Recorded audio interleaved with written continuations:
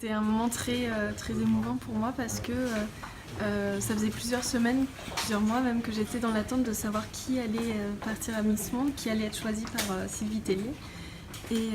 Et donc le soir de ma remise de titre, donc de l'élection de la nouvelle Miss Languedoc-Roussillon, j'ai été rappelée sur la scène par Sylvie Tellier et elle a commencé à parler un peu de l'élection de Miss Monde et à faire un peu grimper la nouvelle.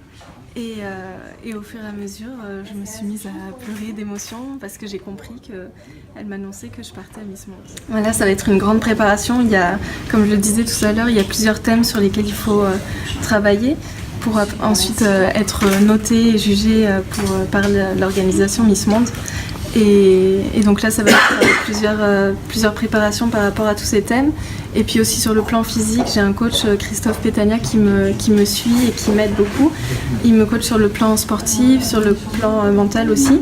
Donc il m'avait déjà aidé pour l'élection de Miss France et il m'avait préparé sur tous ces points-là. Et là, il me prépare encore, mais d'une manière différente parce qu'il me dit c'est important de faire la part des choses entre les deux concours.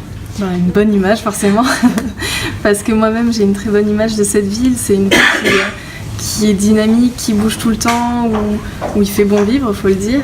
Et j'ai envie que ça se ressente quand j'irai rencontrer les autres candidates du monde entier. J'ai envie de leur parler un petit peu de Montpellier, en leur faisant ressortir cette image très dynamique, très agréable.